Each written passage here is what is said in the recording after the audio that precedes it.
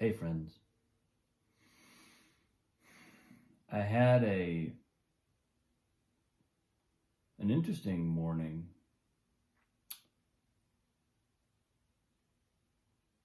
I think maybe my post from yesterday was reverberating a bit within me still, sort of inconclusive. And I was just reflecting on some of the ways that we can get caught. I'll speak for myself, that I can get caught on what my life isn't, on things that I'm still striving for, that are searching for, whatever. And by and large,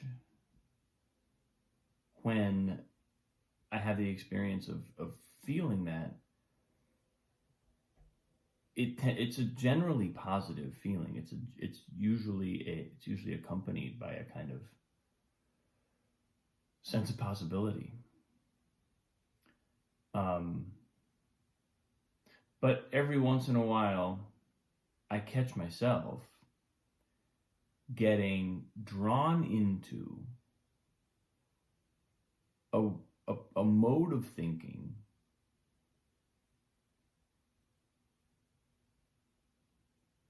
that it's hard to even describe it, but for lack of a better word, it's just living in the past.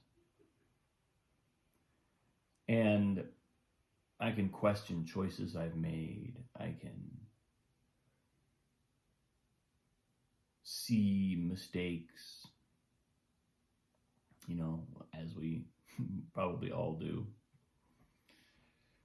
And what I notice, though, the longer I do, the longer I kind of come back to a place of real centeredness with this question, or with feelings like this, the more I get this ironclad conviction showing up that I actually, on the deepest level, don't want my life to be any different than it is. That doesn't mean that I don't, on a more shallow level, or doesn't mean I don't want anything to change. It just means when I'm really in touch with the deepest part of myself, there can literally be nothing wrong with my life as it is. Because even the things that I struggle with, even the things that are challenges, are exactly the right challenges for me right now. And that's always the case. So, and so of course, when I get there, it's an incredibly empowering feeling. It's a sense of knowing,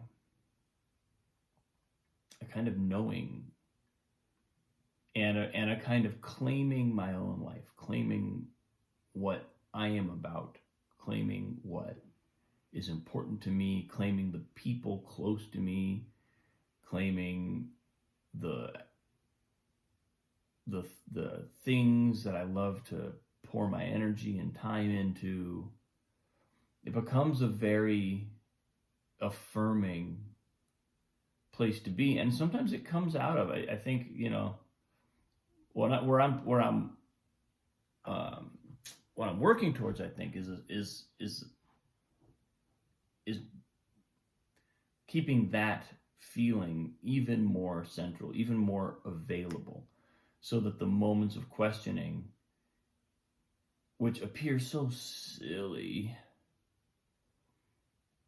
once I arrive in this place of like, I wouldn't want my life to be any different, because what my life is giving me right now is literally exactly what I need.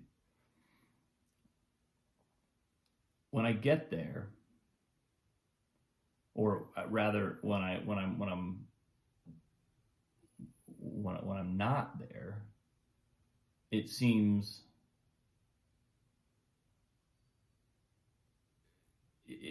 that place of somehow doubting. It's really about doubt. That's what it really comes down to. Doubt is so ridiculous. It's such an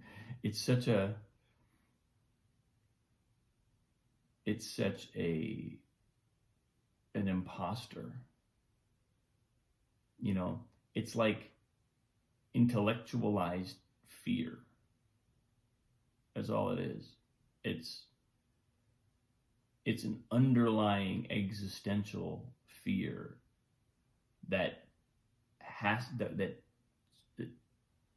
filters itself through the intellect so that the mind can kind of have something to point to for why there's this general sense of unease going on underneath the surface.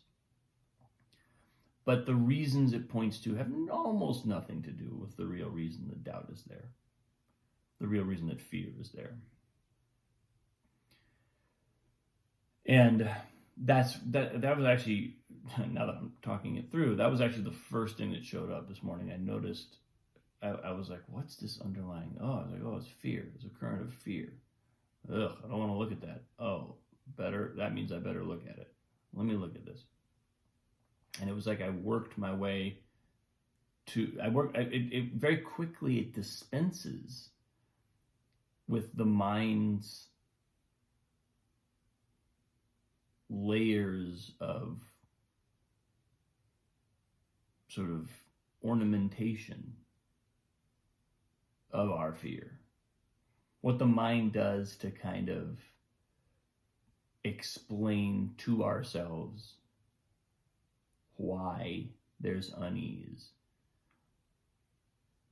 There's not a lot of profit to be gained spending time looking at that, or disentangling that, or undoing those problems, fixing those problems, because the point of those problems is not to have them fixed so that they will be resolved. The point of those problems is to have problems so that our underlying sense of fear can be explained to ourselves. And once we get that, once I get, and that's something that I come in and out of. It's like I've seen that multiple times, but I can still kind of get tricked, momentarily. And then once I look under the surface, I'm like, oh, right, this is always how it works.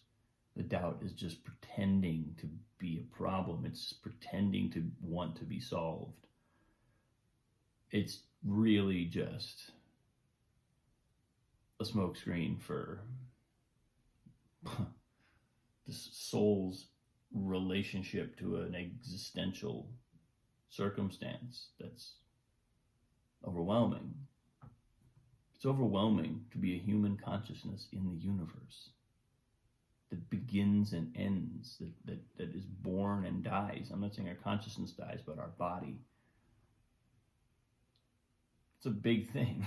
It's bigger than our problems, than whatever our day-to-day problems can be. But if I'm not ready to sit with that feeling and open into that expanse of kind of cosmic level consciousness, then I'm going to give myself a good solid dose of problems in the here and now that I can tinker with, so that I've got some distraction. It's almost like a meditation, like that it's like an anti-meditation. Our mind does this incredibly prolific work of producing things for us to pay attention to that are not the real thing. It really is kind of like an anti-meditation. It's funny to think of it like that. I'd never quite thought of it that way before, but that's kind of what's happening. You know, instead of the force of consciousness coming to the center and resting, letting the mind, letting all the detritus of the mind just do whatever it wants, but ultimately, if we're not paying that much attention to it, it'll settle. Instead of that, we're like doing everything we can to not look at the center because it's big.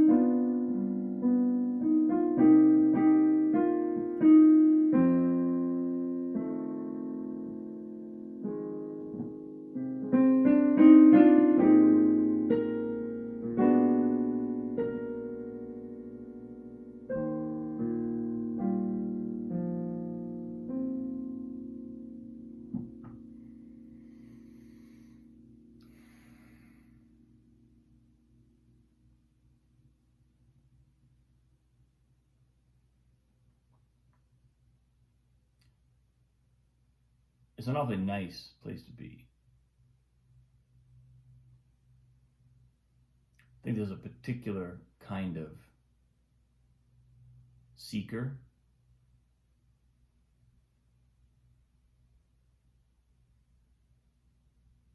and a particular kind of seeking that can give us a predisposition to question our own motives, our own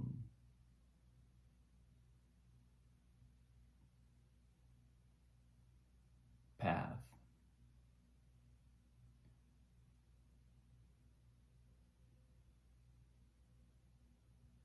And there's insight that can come from that. There's a kind of relentless self-questioning that I actually think is healthy. I know I resonate with it in other people where I see it reflected. It's a sense that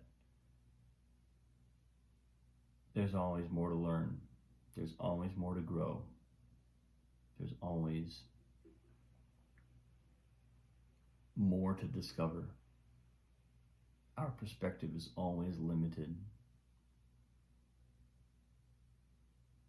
There's a kind of appreciation for that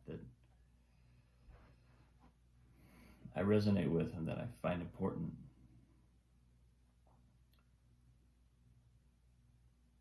But there's also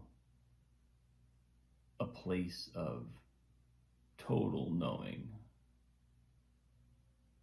total conviction that we can't ever step off the path. We can't ever truly be led astray.